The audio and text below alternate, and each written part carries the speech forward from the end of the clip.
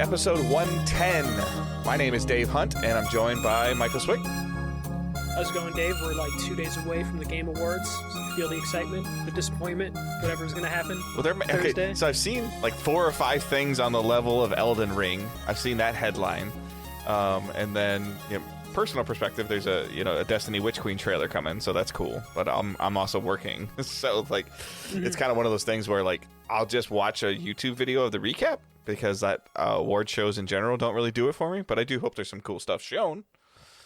Yeah, I just hope it's not as long, because I think last year was like 3 hours, and it was not including the pre-show, or it might have been the year before that. Yeah. So hoping for, I'm exciid because I always get excited for these and then become disappointed very soon after. So but 4 or 5, AAA or name brand kind of games being announced or shown or dated is kind of cool, and then some of the other stuff that is kind of getting out of the way already, like even like it's not on the agenda, but the little bit that we saw today for the Uncharted piece or the Uncharted PS5 remaster, like getting a date, getting the upgrades and stuff like that would have been kind of cool to show that trailer at the Game Awards. I think so. They didn't reveal the PC release date yet. Yeah. So there's a chance at the Game Awards it's going to be released because the Steam page went live a couple days ago. So I have a feeling they're going to drop Uncharted on PC. So that's going to be pretty cool. Yeah. I'm excited for that upgrade thing, though I'm a little confused based on... Yeah. I think I bought Lost Legacy, so I think I get it automatically, right? Yeah, I think I have it on disc. Well, it's on... but it's also... apparently, it was on... Uncharted 4 was on Plus. And then if you got it from Plus, it doesn't count as a $10 upgrade. But Lost Legacy, technically I bought because I got it as a season pass with 4. Yeah, so you bought 4. But the thing is, I don't want to have to use my disc for 4. Yeah. But since I had the season pass purchase that was Lost Legacy, right, and Lost Legacy counts as a thing, can I get a code without using my disc? All I know is that when I checked the store today, after I saw the announcement, on my phone, I went to each version of the game, Uncharted 4, Uncharted Lost Legacy, and all of them said download the console, so which meant that I have a digital version of it. So I had forgotten that I had the UC4 was on Plus, but I do remember, I think I remember purchasing Lost Legacy when it was like $10, like on some like Black Friday or PSN State of Play sale or something, like something crazy. So I look forward to in January 25th finding whatever out the release date is. Yeah. All right, because that's going to determine if I play it. Is it's like, I got to put a disc in? Yeah. Nah, never mind. I don't want to do it. All right. So a little side tangent aside there. We are Digital Days Gaming. We are a weekly podcast that goes live every Thursday, 6 a.m. Eastern Time on podcast services around the world. Please leave us a review if you are able to. That is super helpful. If you can use words, that's helpful as well. We also stream on Twitch, twitch.tv/Digital Days Gaming, where we are a Twitch affiliate. So if you have Amazon Prime, you can link it to your Twitch account. You get something called Twitch Prime. You get a bunch of free games if you play on PC or some other cool things too. And I've seen stuff for Smite and for Fortnite and for just random games. Fall Guys, all that stuff. There's codes in there. And all that stuff, so you can check that stuff out, and you can, while you're there, consider subbing to us with that Twitch Prime account that you have, and that would be super helpful. Or you can just do a paid sub if you want to, or just follow and don't sub and hang out when we stream, and that's also helpful. Helps it grow. So with that, everything else is linked in the show notes. You can check in the show notes in the podcast descriptions. There'll be links to all of our socials, Patreon, PayPal, all that stuff is there, so you can check those things out. And we're gonna jump into some news. Yeah, we got a little bit of EA news to start with. First one was kind of a weird announcement, but then it made sense to me after reading it a couple times. But Titanfall is being retired from storefronts.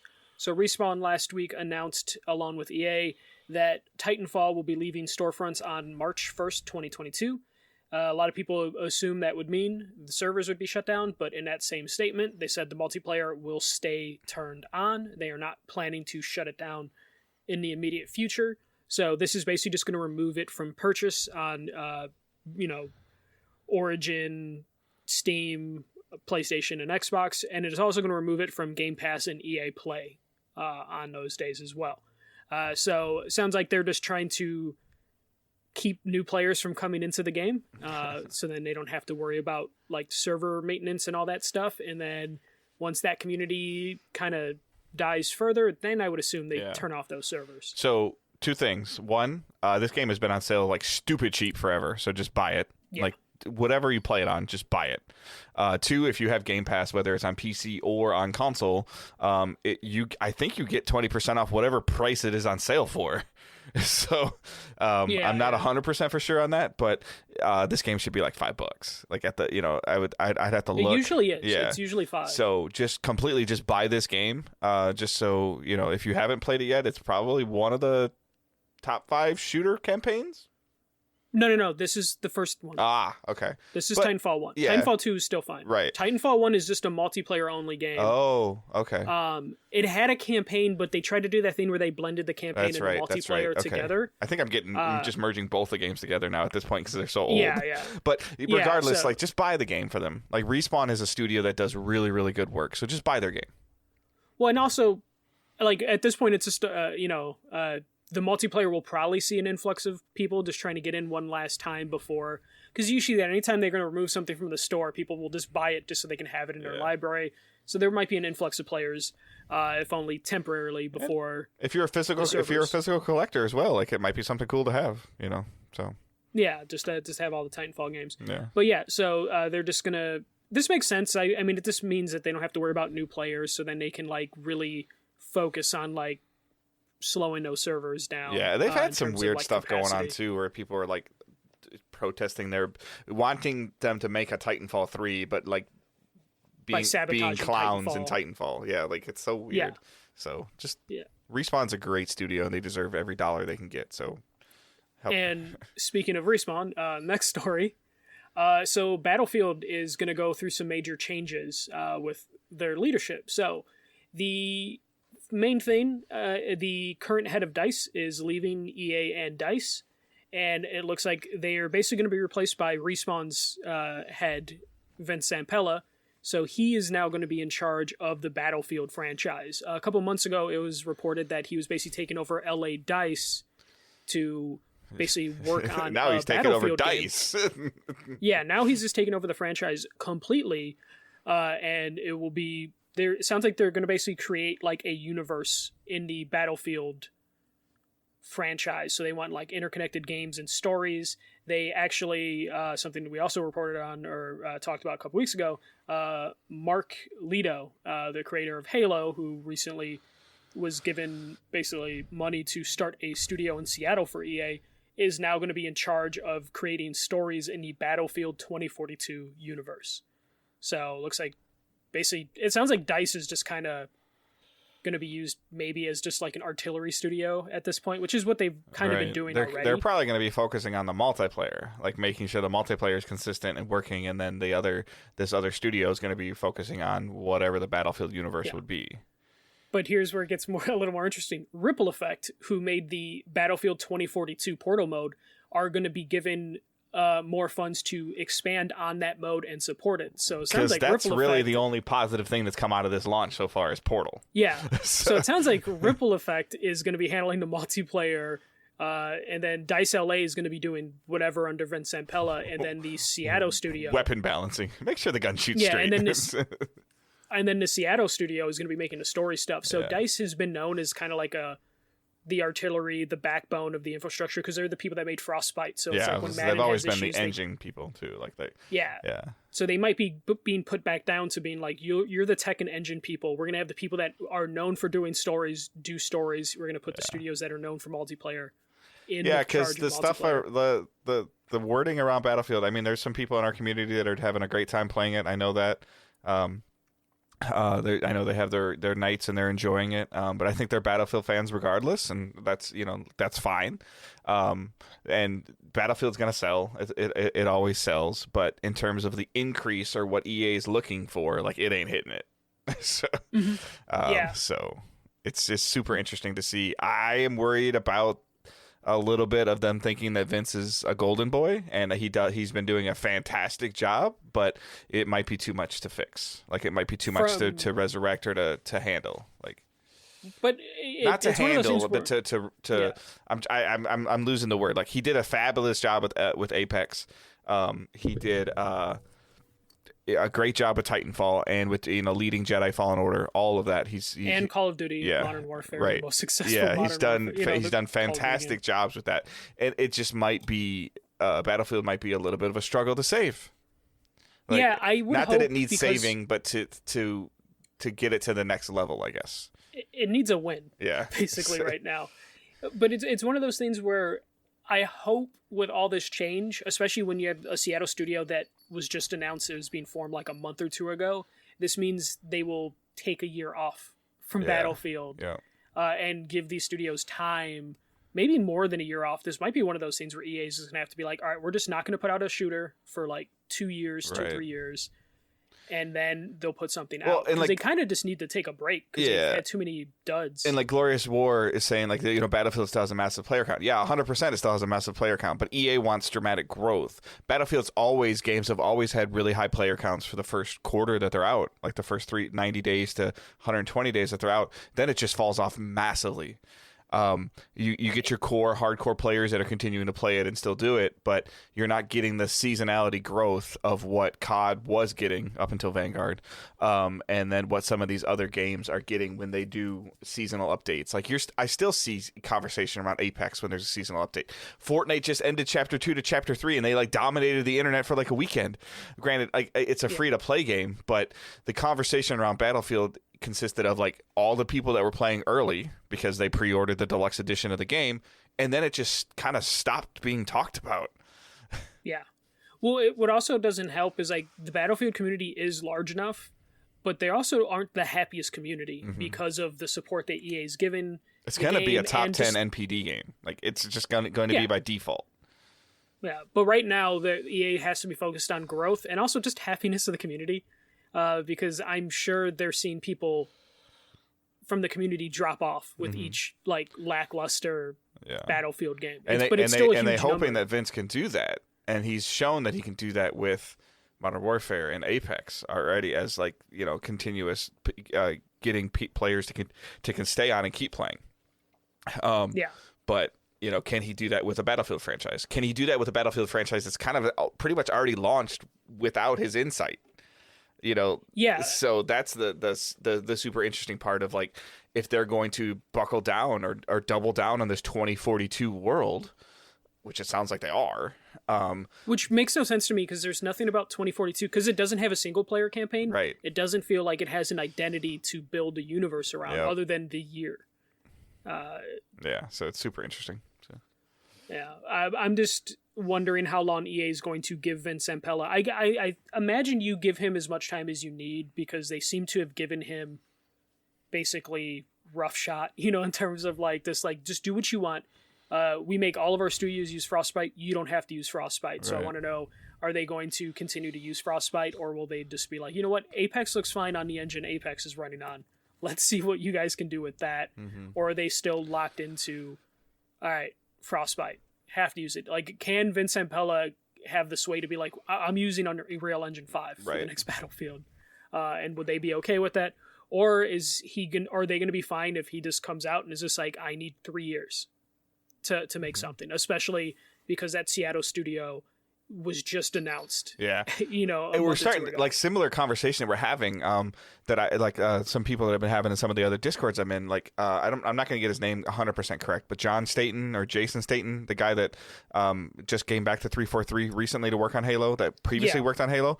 Like he's only been back like 6 or 7 months, my understanding. And the stuff everybody's complaining about, the stuff that's coming in May to Halo Infinite, besides the campaign reviewing really well and the multiplayer seeming to have really good player counts right now, everybody's like, well, this game should have came out in May. Like, well, A, Xbox couldn't afford for this game to come out in May, and B, like this is probably stuff that Stanton had to install when he got there. Like that wasn't like I'm really curious of what this game would have been if they didn't bring Stanton back. Am I saying his name right? Stanton? It's Joseph Staten. Staten. So okay. you had the last name right, first name wrong. So I'm like, and this would be something similar. Like now, like Vince walks into this room and he has to tell people like, hey, great concept, poor execution. Let's go this way, and he like, does he have that power? And it looks like Staten at 343 has that power because everything I keep hearing about, like at these reviews posted, like inability to replay campaign missions in Halo. Oh, that's coming in May. Co-op coming in May. Forge coming in May. Like that's leading me to believe the possibility of like none of those things were going to be in the game at all. Or the state they were in was not acceptable, and then bring in a closer. And Staten's like, or what was negotiated when he came back. Like, yeah. Well, because the head of, it sounds like his role specifically was to close things up. I forget the person's name, but the person who's head of the initiative, the Perfect Dark Studio.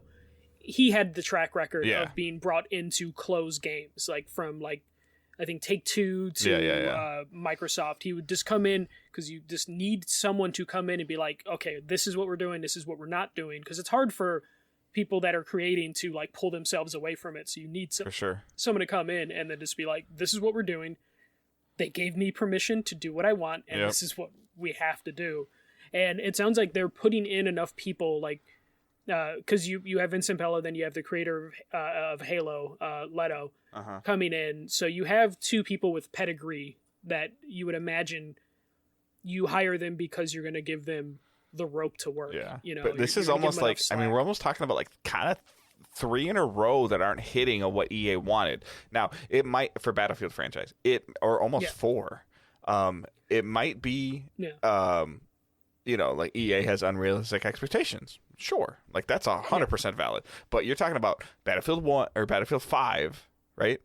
Does 5? Yeah, 5 exists. Battlefield 1, Battlefield 2042, and then I almost feel like Hardline was before 5 and after 4, which I know for sure was after 4. And then so you're talking about Hardline 5. Oh, it's 1. Battlefield 1, 5, Hardline. Yeah, Hardline 1, 5. Yeah. Right. Or it's something to that extent. But yeah, it's like 3 or 4 games. Yeah. Where and all those games, when you go back and look at them, other than Hardline, when you go back and look, they're top 8, top 10 selling games of all of the year that they came out. So they're gonna do well like that. But that's not what EA wants. EA wants FIFA shooter. And also EA wants a game that maybe doesn't have problems at launch, which is Battlefield 4 was the best Battlefield game in probably forever. Terrible at launch for like 90 days. Yeah. And at a certain point, EA has to, like, the amount of money that they have to spend, when they launch a game bad to, like, get it to a point where it can be Battlefield 4, where we look fondly on it and be like, this is one of the greatest Battlefield games ever. And then to your point, the counterpoint is that Sempella brings out a game that nobody knew was coming. Yeah. And it worked. And it's always worked. I've really never heard about Apex connection issues or server issues. I've heard about some cheater stuff going on in Apex, but again, I don't play it. But in terms of connections to stability, it's been damn near flawless. Yeah, in terms of foundations, he's been able to lead them. I mean, honestly, there is a chance that like Jedi Fallen Order shouldn't have worked. That on paper was just like, like Respawn making a Star Wars game. That okay. And that worked out really well. Apex being what it is, Titanfall being the risk it was, especially we just talked about Titanfall 1. That one had a rough start, but it wasn't because of Respawn. It was because EA launched it between Call of Duty and Battlefield. So for the most part, he's been able to right the ship through crazy waves.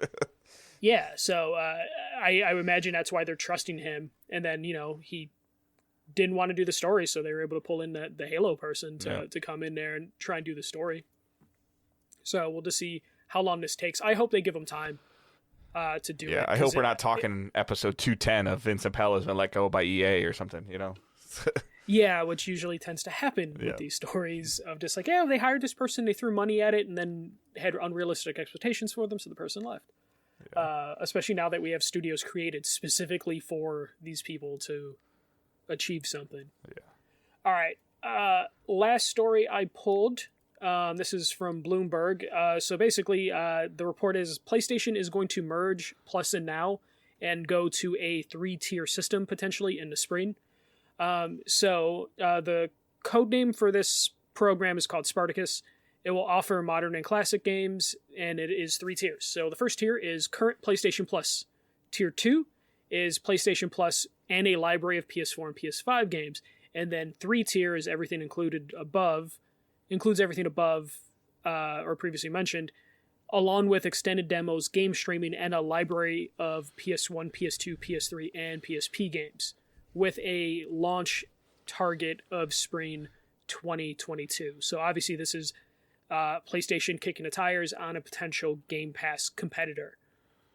I will start by saying this. Bloomberg has sometimes got their wires crossed on some of this thing, so these tiers could change by the time this thing launches, or this thing might never launch because it's something they're just trying to see if they can do, or if it's like financially worth them doing. But Dave, thoughts on a 3-tier system? Confusing to the consumer, so I hate it. Right off the bat.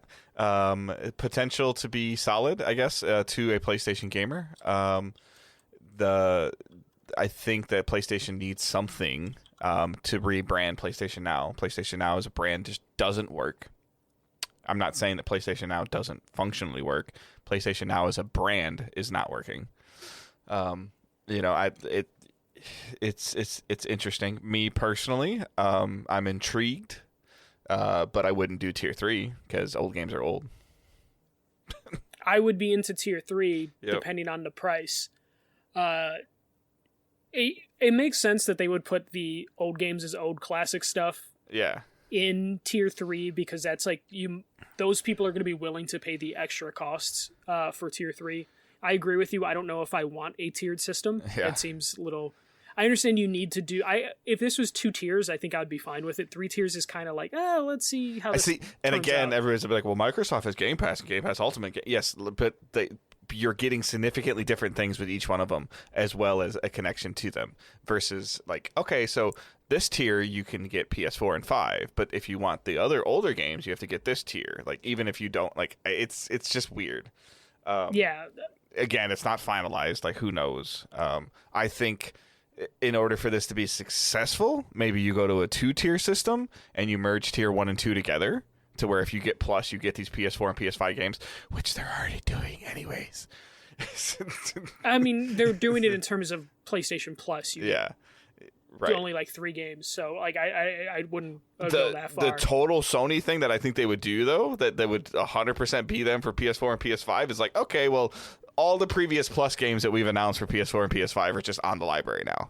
Like, that's what it would be, I think. So for a longtime PS Plus subscriber, tier 1 and 2 might not be good. The thing that I saw that I thought was the most interesting, and a couple people that I trust were talking about this, can PS4 play a PS3 game through the rumor is that the PS4, even through an emulation system, isn't strong enough to play emulation PS3 games. That's why they have to stream them on Now.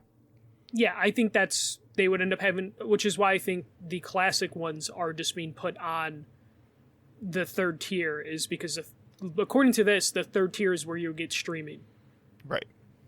So that's why. So you're saying that if you got the 2nd tier and you got a PS, which is only PS4 and PS5 games, so that wouldn't matter. Yeah.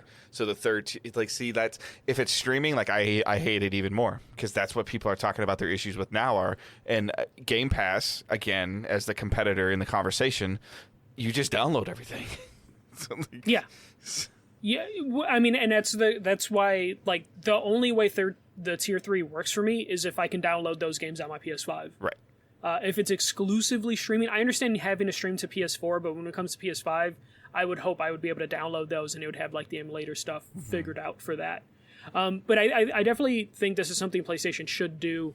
It's just, and again, this is going to be something that they're going to like move around and work on and figure out the things to go. And the other stuff that I saw too of people thinking that all these games might get like a 60 frame or 60, like a frames update and trophy updates, like you're crazy. Yeah, no, it most likely wouldn't be like trophies or anything like that, which I'm fine with. It would just work. You could just play it on your PS5. I don't see them, like, I understand why they're doing the 1st tier. Just having a tier where it's just PlayStation Plus just makes sense because you don't want to raise the prices on anybody. Right. Because you're gonna lose stuff there. Xbox still has Xbox Live. Yeah, so PlayStation Plus just being there as tier 1 makes perfect sense. So I like that. So they're not forcing people to go into this. Or, telling people like, oh, we're going to raise the price in the future. but I'm curious to know what, like, because Game Pass can be super expensive. Like, we can't lie that like PlayStation or Xbox Game Pass is expensive for Ultimate. So I'm guessing that's the price range that they're playing with.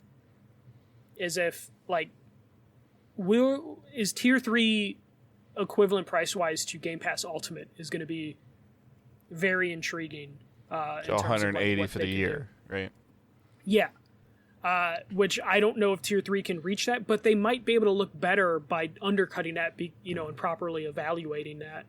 Well, and then the thing that's interesting that Bloomberg was saying in the report was talking about not really any first-party day one, which is fine. Like, I don't think Sony needs that. I think Sony's day one, Sony's franchises sell well enough on day one. I've said that for years. But that could be something that helps them maybe only make this like 120, so double the cost of Plus. So like Tier 1 is 60 or whatever, Tier 2 is 100, Tier 3 is 130. Like, maybe. Yeah, I was thinking 60, 90, 120. Yeah. Like that's what I was that would be what I would be willing to do without for that, like, third tier. And I guess it would also depend on what because like what's not mentioned in here is there's like a library of PS4 and PS5 games without maybe Sony first party games, but would a game or a franchise like Outriders end up on this program?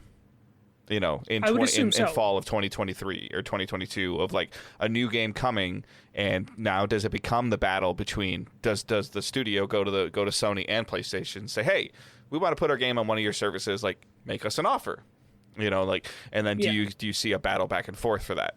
Like, I would assume you would, though PlayStation does have the back catalog to like really make this service like a very attractive offer for day one, but like day 1,000, right, they're gonna have to be battling for these day one releases. And I think eventually, when Jim Ryan talked about like it's just not feasible for them to do a Game Pass thing in terms of how they build their games, if they start the service now, in 5-10 years down the road, they can restructure how they make their games to allow them to put their games day one on Game Pass.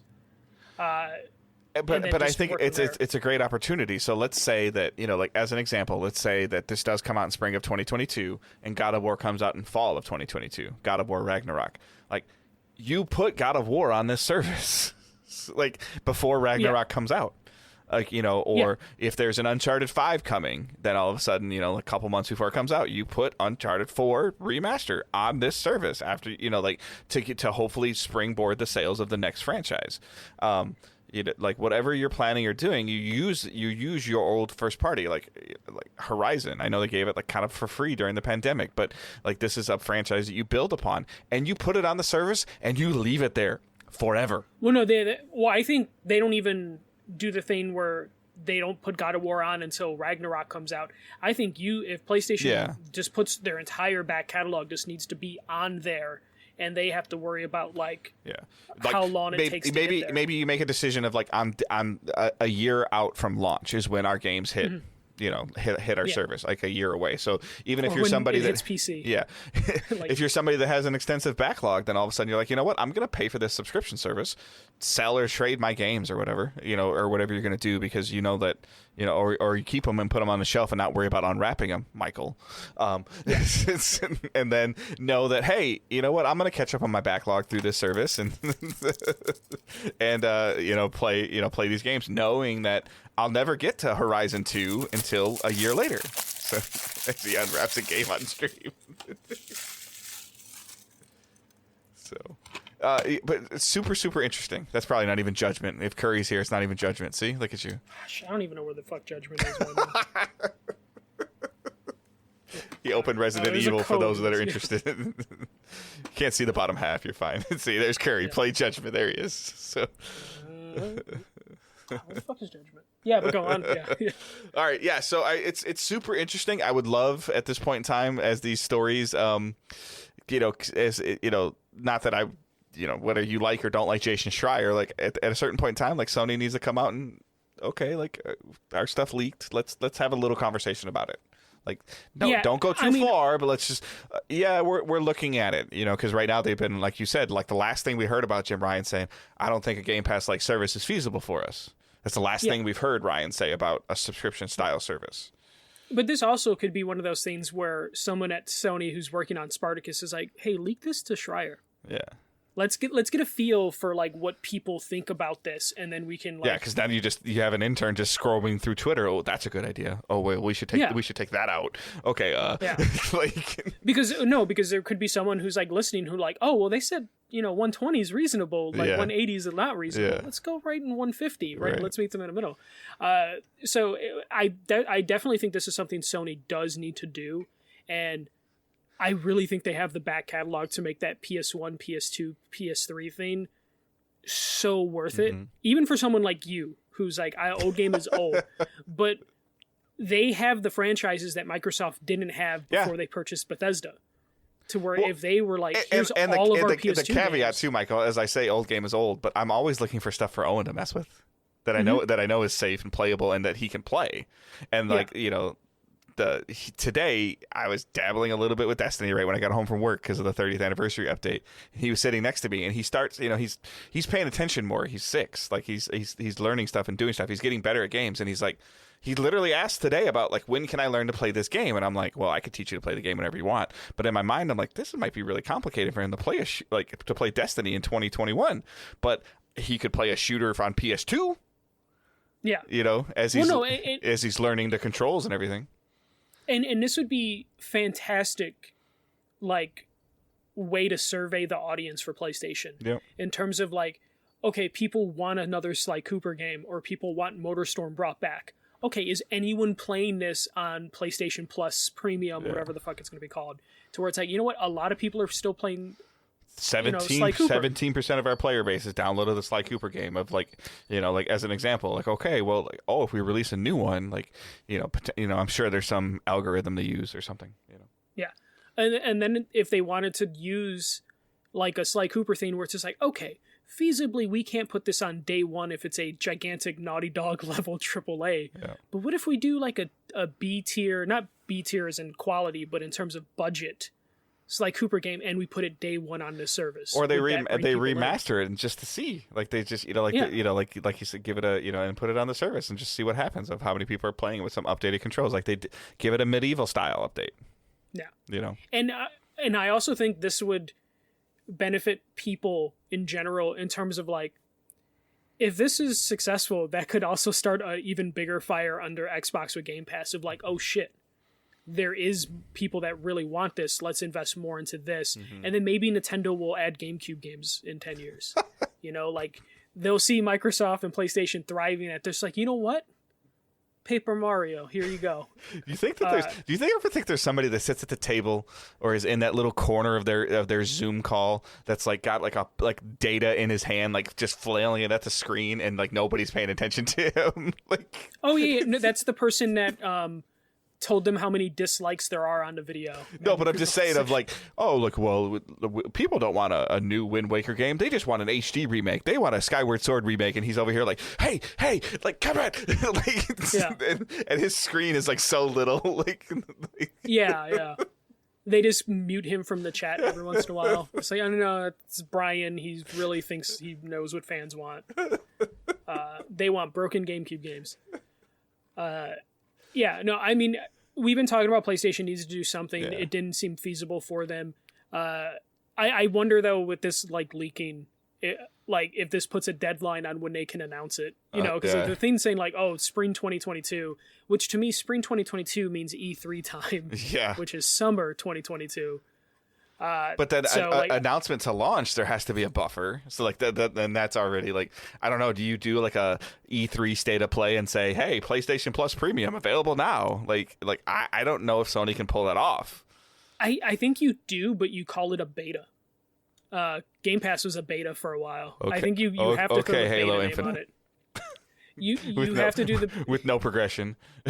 Yeah, you slap the beta name on it and still charge people, and then just make people think that they're special because they're beta testing the service that they're paying for. Hit the website now so we get all your instant data. Now. Do it now.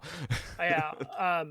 I would love for the back catalog, especially when they're talking about like bringing PSP games and PS3 games. I would want to know how weird that system would be of like, okay, you can play PS1, PS2, and PS3 games downloaded, but PS3 games you have to stream.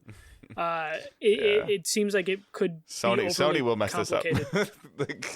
Yeah, I'm just worried about the messaging. Yeah. In terms of, and I don't also want just that damn box showing up on my screen right away. Yeah, like I hate every time I delete the PS Now thing like every couple months, and then it always gets re-put back on as the first thing, and I accidentally click it, and then it's like, oh, you should download this. Yeah. But yeah, it's good that PlayStation's getting in on this. I just hope they get their messaging right. Yeah, I hope it's real, and I hope they can. Yeah, like to your point, I hope they can deliver and not do what they've been doing or like announce something cool and then all the fine print is in a blog. Like just be very transparent about it. Yeah, or announce it and saying coming this winter. Yeah, and it's just like, wait, we're gonna have to wait 8 months for this service that we don't know how it's gonna be. Yeah. So that is it for the news. I mean, Game Awards is coming up. So things are kind of hush-hush right now. Activision continues to be trash. Yeah. If we have to record late Thursday night, we can do that if there's enough. Yeah. So there's not a ton of news, and the news that is out is kind of not news. Yeah, it's not new news. It's December, so this is to be expected. The Game Awards is going to be the most important thing that happens in the gaming world in December. So and that being in December means that they're not delaying their games. so far nothing has been delayed this week, as far as we know. Yeah. So what we're playing and watching, I'll go first just because I'm pretty brief. I've had 1 day off from work since the last time we recorded, and a portion of that day was spent doing some family stuff. I played a little bit like today, like the Destiny 30th anniversary. I played like 30 minutes of it. Right off the bat, some of the stuff that they've put in there is kind of interesting. Again, the storytelling is really good. It's the 30th anniversary pack, so they've brought a bunch of Destiny 1 weapons back into the game. They're definitely pulling on the nostalgia strings for like the 10,000th time. And based on the 30 minutes that I played today, like I'm here for it. Like there was a music from the first game going on with the Vex, the first time we ever fought the Vex.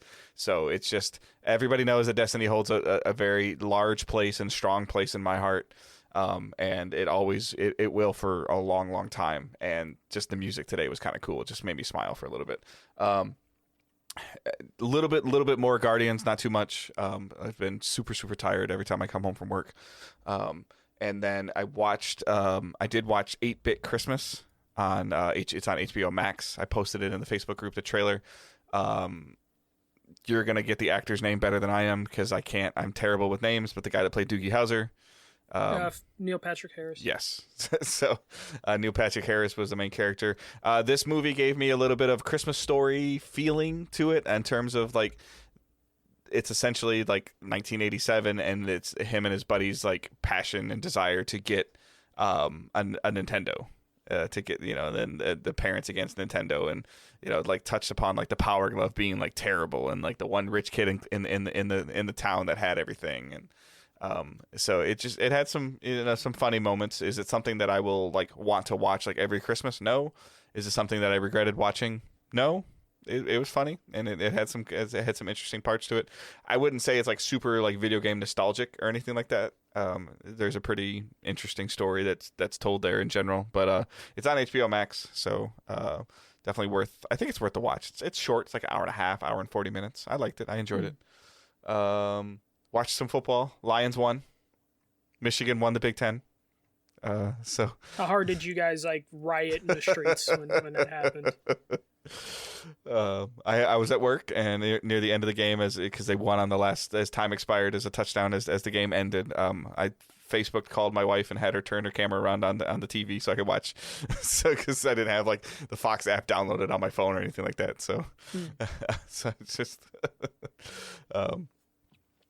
Yeah. So, and then like I said, Michigan won their Big Ten title for the first time since like 2004. So that was, pretty cool. I didn't go to either Michigan or Michigan State, but growing up I was a Michigan fan. So, just a Michigan fan by default. So that was kind of nice. So, but yeah, for the most part, that's it. That's really all because like I said, I've been pretty worn down. And so A lot of times it just ends up being background music. I did finish Superstore, the show Superstore on Hulu, on Hulu. That actually had a really good to great season finale for that show. I understand. Is it a continuing show? Yeah, it's 6 seasons. Okay. And I finished all 6 seasons. It's like 20-minute episodes. It's that classic, Tuesday night sitcom that they had or whatever. So it's one of those things where you can, knock out like 4 or 5 episodes like in an hour and a half, So I feel like I pretty much finished this in November. Like I started watching this in November and finished it, recently in late October. So I know I was much more time invested in terms of like I remember what happened at the beginning better than the average person that watched this 6 years ago. But I liked it. It was funny. I think that you was working as much retail as you've worked the first season or 2, you get some kicks out of it, and then you may or may not get slightly invested into the story. You probably wouldn't, and you would check out. Yeah. So, most likely. But my threshold for sitcoms is all over the place. But the little retail stories that they tell for the first season or season and a half of like, oh, like corporate wants us to do it, walk backwards and hold up signs, like stupid stuff like that. Like the way they play on that was good. So, but yep, that's it. So, for me, it's been a ton of like dabbling in games as opposed to sitting down and finishing it. Like Guardians, I'm probably halfway through, but I lost access to my PS5 because Endwalker came out, and he put a ring on her finger and she took the controller. Endwalker is like no joke in terms of like I've heard it's like 50 hours just to get through to whatever they launched. And that's to get to like the post game stuff. But like right now, what the problem is because so they basically did early access on Friday, and then the game comes out today, Tuesday. But the only problem is their servers have been at capacity, so you queue, and if you're like 6,000 in the queue, it could be multiple hours before you get to even play the game. Oof. So it's definitely been one of those days or those weeks where if she wants to play at like noon, she has to turn that system on. Yeah, and then hopefully gets in. What's the community feedback been around that though? Because like again, my perspective, when Destiny or Battlefield or Division has these problems, people lose their damn mind. So the Final Fantasy community tends to be one of the nicest communities around this thing because the developers are so apologetic and put their face out there. They tend to get away with a lot more stuff. So they were having queue issues back in August when they had that random like resurgence in people playing. Where they sold out of the digital codes on the website. Yeah. So at that point, they had doubled capacity for their servers already. So they're at this point now where they're just like, this is as good as we're able to get it. So... But like the server stuff. Devil's advocate though is like early access involved buying a certain edition of the game, right? Pre-ordering. Yeah, pre-ordering. So they know how many people pre-ordered. Yeah. Why can't they have the server capacity? They know what they're gonna hit. Like I think it's one of those things where it just becomes expensive to like, okay, we need to then like get these servers up and running, and then we need to rent them for a certain amount of time. We don't know how much time that's going to take. So it's just one of those scenes where they just have to bite the bullet this weekend. So you're saying that COVID stopped them from getting access to more servers? Everyone's working remotely. Like a lot of games and a lot of companies are using online servers. So they can't just contact Amazon, warehouse for the servers and be like, we need to spin up more servers when they're like, well, Microsoft has bought a bunch or Google bought a bunch. And again, I'm not dissing the developers in this conversation. What I'm saying is that you already they knew that there might be the potential for 6,000 queue, a 6,000 player queue. Yeah, but they I didn't come out and say. Did they come out and say anything beforehand?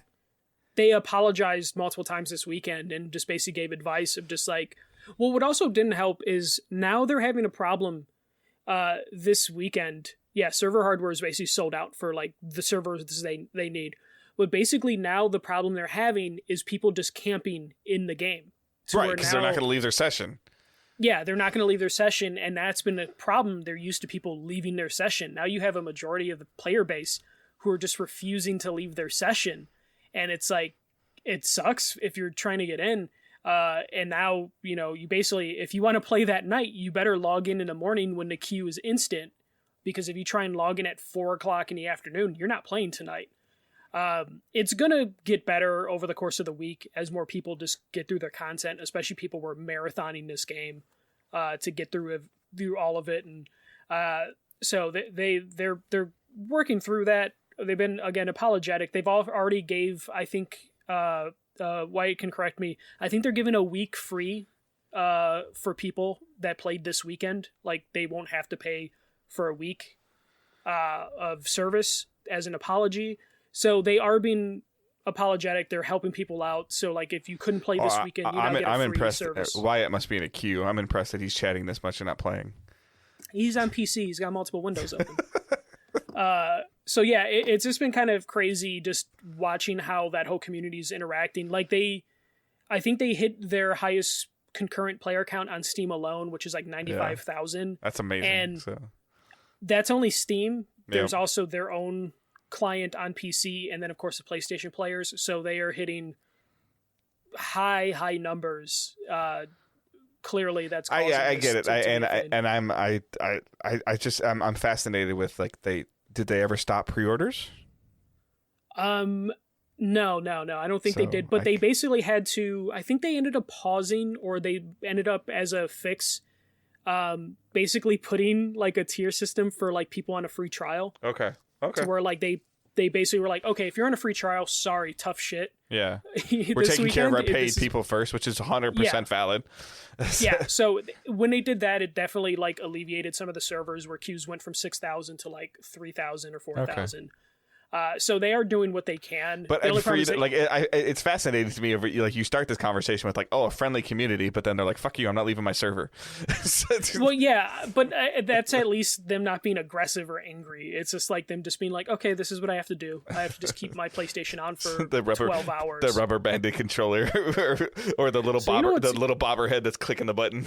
Like... So I'm not saying we would know this because we're doing it, but the haptics in the PS5 controller is a really good way to tell if you're still active in the game. If you maybe are watching, something else like The Sopranos, why someone's completing their work shift, to where you just feel the haptics of the footsteps going. You're like, okay, I wasn't kicked yet. Because if you're idle for 20 minutes, I believe, you get kicked from the server. So you have to keep. So you're watching Sopranos, and you just wait for this little. No, yeah, you just move the analog stick and then you hear the little pitter patter of the character's footsteps. Also, the Final Fantasy 14 haptics are fucking pretty great. Like, you can feel the character jump and then when they hit the ground again. That's cool. It's fantastic. I wouldn't know any of this because we're not doing that when I'm watching Sopranos. So that's the Endwalker update from someone who's not actually playing Endwalker, just watching someone play Endwalker. Wyatt puts his like what do people do? Put their mouse on like an analog watch and the ticking. Like so we were joking because some of our friends are on PC ticks. Of just like throwing catnip on your keyboard and just letting your cat just go to town on it throughout the day. Still playing Halo Infinite. Since they added the thing where if you play 6 games, there's a certain amount of XP you can get from those 6 games. Means I'm playing at least 6 games a night before I end up bailing out. And then Hot Wheels Unleashed, opened that up, playing that. That's pretty damn fun. It looks great. I got it on a Series X. I wanted to get it on a Switch, but I'm like, I just want to see it like pretty as opposed to being on the Switch in 30 frames and kind of muddy. It's a Christmas gift for someone, so... Yeah, it's really fun. I do like, it does do like loot boxes, but you're getting Hot Wheels from the loot boxes, so it's like kind of cool. There's heavy theming for like Batman and stuff like that. I think I saw some trailer just recently for that, so I have a feeling they're going to do some kind of tie-ins over time. Yeah, there's already, like they got the Turtles van in there, individual turtle cars. I'm sold. I'll buy it. Yeah, like right now I'm driving like a Gucci car or whatever. Because they just used the actual cars they sold back in the day for this. But yeah, they have like a season pass just for the Batman content, which looks super cool. I don't know if I'm going to put money in it because it's just, I'm dabbling in so many different games right now, just, for Game of the Year reasons. That's a commitment you're not ready to make right now. Yeah. So playing that, and then I started Life is Strange True Colors. Cool. Started the first episode. I forget exactly how they're wording this, if it's just chapters or episodes, because everything's just in the box. I'm not downloading additional things or waiting for another You're not chapter. waiting 2 weeks for something to come out. It's everything's there. Yeah, everything's there. So I started that. it's making me think, because the last couple Life is Strange games I've started, but just didn't get around to finishing, just because they haven't been able to achieve what the first Life is Strange was able to achieve organically. Because Life is Strange, even with some of the cheesy dialogue, it felt natural, or for the most part, and you kind of grew with the characters a lot. It definitely feels like with the last couple Life is Strange games, they've been trying to capture that lightning in a bottle that they had for the first game, and they haven't quite been able to do that, at least in its first episode for this one, because I like the characters, but I see like almost like a paint by numbers way they're trying to do stuff. Like, oh, here's like some indie songs, here's some quirky characters whose dialogue sometimes sounds a little clumsy, and they're trying to capture that nostalgia almost that the first game was able to bring. So it hasn't quite like gotten to me yet. Like, and the story of the empathy is actually not, or the power of empathy isn't too bad. Like, basically, the main character, she can kind of read people's minds and their vibes, and then she can actually channel some of that energy into herself. Interesting way to play with stuff so it doesn't feel too superpowery, or at least not yet. I'm sure that's coming, because the previous games kind of, you know, they evolve a little bit over time. Right now I'm still trying to get used to like the town, because it takes place in Colorado and basically like a hipster haven. Like, the town's called Haven, but it's the most like hipster ass town that I've ever seen, where it's supposed to be a mining town, but none of these 20-year-olds look like they've ever picked up a pickaxe or anything, to where it's like kind of bothering me. A mining hipster town? Yeah, like it's a town that's built around mining, but everyone in this town are 20-somethings that are like into yoga and indie rock, and none of them look like they've ever done manual labor in their life. So I'm kind of getting a little bit of a weird disconnect there. So I'm just trying to like figure out like if there's anything deeper going on in this town, because it's, I don't know, it's too picturesque, too perfect of a weird town that I just can't quite figure out. Like, if this was just the developers trying to imagine like what a mountain town would be in Colorado. Yeah, to where they don't really understand it, or it's just like, wait, why is there's only one person that I've seen that's over 30 in this game. There's like a weird disconnect there. I'm still going to continue playing it just because Endwalker is going to be happening for the next like week or so. So I'm going to go through like Life is Strange. As he gestures, because she's still playing currently. So I'm going to continue through it. Like, I don't hate the game. It's just, I really loved OG Life is Strange, the first Life is Strange, that like I've been very critical to every Life is Strange that's come after that, because they haven't quite been able to like stir the same feelings or emotions. Yeah, they struck lightning, and now they're just trying to make a thunderstorm. yeah. So I'm just like, I'm gonna continue playing it, and I'm hoping I end up liking it as much. But now it just makes me want to replay the remaster when that comes out in like February or March. Yeah, like I said, I almost picked up that code. Like, there was some price error. I should have just bought it, but I messaged you, and you're like, no, don't. Like, you don't think it's something I would get too involved in. No, so, not at all. Yeah. So, not at all. all. No, it's fine. I mean, I respect your opinion with that aspect of it. I was like, it's like $30 or $35, and I would have gotten this one and then the remaster one, but. I think Walmart had just the regular one for $15 a couple times too, which was crazy. Yeah. So, you been watching anything, or has it mostly been watching Final Fantasy? It's just been I've been just watching Sopranos. Just finished rewatching season 1. I haven't seen it since I was like a kid. Why he may or may not be randomly pressing X on a controller. I mean, it would be triangle for jump just to be safe, because you don't want to hit like options or. But you wouldn't know that though. So. No. But you know what's crazy? So my friends are in a Discord, and they basically have been doing this. Yeah. The game this weekend, I don't know if it's always the case, but this game this weekend, one of my friends have had a problem where his cat hit the PlayStation button and kicked him to the main menu. Oh, and so then you kicked him out of the game. Yeah. Oh. Did you write it? But wait, they kicked him out of the game after 20 minutes or immediately? Immediately, which I don't know if it's like a weird bug, but like he basically hit like the PlayStation button. You know, if you hold it, it takes you to the main screen. Oh. That happened to him, and it kicked him completely. And he had just gotten into the game after waiting like 4 hours. to play it. Like, he went to the bathroom, came back, and the cat was paw on the controller, and then he was done for the night because it was like 8:00 at night, and by the time he loaded in, and then requeue. midnight. Yep. Ugh. Yeah, it's been super, super brutal for that stuff. But it's weird because I don't remember that ever being an issue with this game. But I don't know if there's just weird shit happening with the new Is expansion. that them just, I guess, is that maybe them messing with the rest renew thing? Like hoping that somebody can't kind of like sit in the queue and play another game maybe? But I don't think you can do that on PlayStation. No, because if you put it to sleep, like you can put it. No, you I'm can talking have about one like you game just like you can have one game running in the background. So could you have Endwalker running in the background and play Hades? I don't know exactly because I know you can have two games running simultaneously on PlayStation, but I think if it makes another online connection, it'll kick you off from the online game. Because like I'll walk away from Destiny or something like that, and when I turn my PlayStation back on, it's like, and I load up Destiny. It's like, are you still there? Like it could have been like that for days, like because So so I'm not too sure exactly what happened, but it basically kicked him out of queue for being in the home screen. Definitely been seeing a lot of that with people where they just like get kicked out of queue or get kicked out of the game and freak out. I know I'm having problems with Halo where quick resume has been kind of annoying where like if I'm playing a multiplayer game, go to the main menu or like finish a multiplayer game, turn off the system, and then I turn back the system on. Multiplayer refuses to work with quick resume. I have to close the app and start it up again. It makes it seem like you're launching into matchmaking and you're not, and you're just kind of waiting there. yeah. So then I have to like close the app completely and then reload it. Yeah. And Xbox doesn't load as fast as PlayStation, so it's just like a slightly minor inconvenience.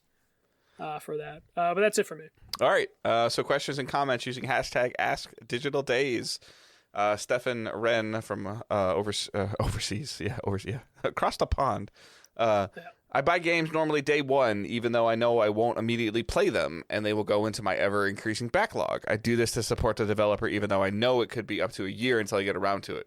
My wife thinks I'm crazy. What do you think? I don't think you're crazy.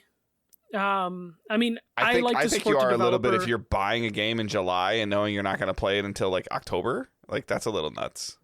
If it's for a AAA game, I would probably say you don't need to do that. Like a AAA game will get their money, but if you're like an indie game or it's a game that like a franchise that might not come back, buying it day one is like a good way to support the developer. But if you're talking about like, I know you play Ubisoft games, so like Stefan, if you're buying like Assassin's Creed Valhalla day one, even though you don't play it for a year, it's fine. Ubisoft doesn't need your money day one. Yeah. Like they'll be fine getting your money a year later for $20. Mm-hmm. Like they aren't like struggling for money. But like when Hades came out physically, I bought that even though Supergiant games would benefit from it a lot, obviously. Drinkbox, like they come to mind too, is like Guacamelee, like whatever. They're I can't remember the name of their game. Everybody's a hero, nobody's a hero. That's coming. Something, yeah. I'm buying. I'll buy that because I love what they did with Guacamelee, and they're like an independent studio. But yeah, like you don't need to buy Call of Duty Vanguard and know you're not going to play it for 6 months. Like, don't do that. Yes, yeah. It's I would say it's a case by case basis on like if the developer could use that support day one. And if it's a Square Enix game. Yeah, and Steven, you're into multiplayer games now, so your backlog is just jacked. So yeah. He's been playing Rainbow Six and Battlefield and Monster Hunter with some of the guys over there. They've turned him. Your backlog has no chance. Yeah. Square Enix thinks all of their Western games sell like shit. So maybe like Guardians of the Galaxy right away, just so you can be like, hey, look, I like this thing. Yeah. And show Square Enix like, it's keep doing this. Keep supporting Western studios. All right. Justin Duncan writes in #Wrestling Minute. That's a little bit of a throwback. I thought wrestling as a whole would get better with the return of crowds. I find myself using it as background noise for both WWE and AEW. I almost tried to read those two things as words. Yeah. Do you feel the same way? Wrestling has gotten stale. Like there was some excitement when the crowds came back the first 2 weeks, but then like WWE was like, oh, we're still not going to put effort into our stories until like all of you come back. Cause they're not selling out like stadiums anymore. So I think that has a part to do with it. And also just, this happens every time football season comes back. WWE their main show is on a Monday. Yeah, they can't do compete. not compete Nope. And they don't. Like, they purposely don't. They aren't going to pull out their A material. So you'll see it, get good at, WrestleMania, kind of kicks it off? Yeah. They'll start in February to ramp up to WrestleMania in March, right? Yeah, exactly, And then, March, April is I know wrestling stuff. See, I remember. Yeah. And then that's when you see the they ratings launch from WrestleMania and they do the build up to SummerSlam, right? Yeah. Yep. And then after SummerSlam is kind of where they're just like, shit, football and basketball season are back. Like, we're not going to do anything. So wrestling has a sitcom season 2. It starts Valentine's Day and ends Labor Day. Yeah. But WWE hasn't helped themselves with, firing over 80 wrestlers this year. AEW is exciting, but AEW, even them, they've kind of hit, a ceiling to where, they brought Punk, and they got Daniel Bryan, but then their ratings didn't go higher than 1.2 or 1.5 million with those additions, to where even them, they're going to get moved to TBS at the beginning of the year. So we'll see how that negatively affects them. How's that Peacock thing working for them with the app? So WWE, they've kind of slowed down their original because content. I have Peacock and I don't really see any WWE advertisement on the app. I have Peacock Premium or Peacock Plus or Pay, whatever the hell it is. They have their own header. It says okay. TV shows, movies, WWE. But the thing is, WWE would be known for their original content, their documentaries and their just little things that they would do outside of their pay-per-views. But when they moved to Peacock, they've kind of slowed down on all of their documentary stuff. All their back catalog stuff's still there. But WWE Network, they seem like they had an invested interest to have new content on that service to bring people in. But since they've been on Peacock and they have that built-in audience, they've kind of just been here's a show once a month. That sucks. Yeah. So WWE's definitely gotten kind of cheap. What's your marketing too? Your marketing matters tremendously as well. And the thing that I've noticed the biggest right now is you can definitely tell that the hockey is on ESPN again. Yeah. And there's a lot more conversation around hockey. So from a sports perspective, ESPN controls the narrative 80%, it's 70%, so I just don't know what their deal was, but I don't see as much advertisement from NBC or Peacock as I thought I would. Yeah, no, and I don't know what's going on there. TNT is supporting the hell out of AEW. You can't watch a basketball game without hearing about AEW. You got Sunday Night Football happening on NBC and Thursday Night Football happening on NBC periodically. Why isn't there wrestling spots in there? Yeah. I don't really understand. Yeah, because they're on Fox now. They're on they're on Universal, they're USA Network. So they have plenty of opportunities to advertise, but they just choose not to. And I also still think WWE's trying to they're trying to prop themselves up for a sale, which they're doing a really bad job at it. They're cutting talent to save money, but to make they're them not more putting sellable. out Yeah, but they're also not putting out enough content to make people watch, which is going to lower their value. So I don't know what the hell they're doing. All right, next question. That was more than a minute for Michael, but I involved in the conversation too. Matt Lowe, another overseas. Currently back to playing Battlefield and Rainbow Six regularly, and my muscle memory has taken a hit. With Destiny back in the mix this week, my mind and thumbs are going to hate me. Do you guys ever struggle with muscle memory while jumping between games? My one technique is to keep Rainbow Six stored in my drunken memory and Battlefield in my sober memory, although this isn't perfect or advisable. Please drink responsibly. If he's at home. Yes, muscle memory does factor into it, and I still find myself, as I've done a little bit more multi-platform gaming between Switch, Xbox, and PlayStation, obviously PlayStation being my muscle memory and my comfort level. Even playing Guardians, I still sometimes have to feel myself look down at the controller to make sure I hit the right button. Yeah, I think I've finally gotten over the jumping from console to console thing. I do say I if I'm playing games in the same genre, I do struggle a little bit. There's a relearning period for the first 5 minutes, if it's a shooter. Right now, my brain is completely in on Halo, to where if I try another shooter, the jumping feels weird to me. The controls are in the right. I did immediately remap Halo to play in Melee, very similar to Destiny, immediately. I'm playing by default stuff, but when I tried to play Battlefield a little bit, the controls felt so weird to me. To where I was okay, I'm gonna just put this down and go back to Halo. So I definitely have that with shooters. Though most shooters are kind of streamlined now in terms of like controls. But yeah, reload, shoot, jump, crouch, yeah. It's all the same. Yeah, it comes down to feel for most of the time. Like Halo's got a very specific jump and motion and speed that when I try and play another shooter, I'm a little thrown off. Yeah. So yeah, it definitely happens. Sometimes it's just that's part of the reason why I, at least if you guys have noticed with me, like I'll go in waves. Like when I start playing Zelda or something like that, I'm playing that. And then I know when I pick up Metroid and actually start it, I like that'll be a heavy focus for me for a couple of days.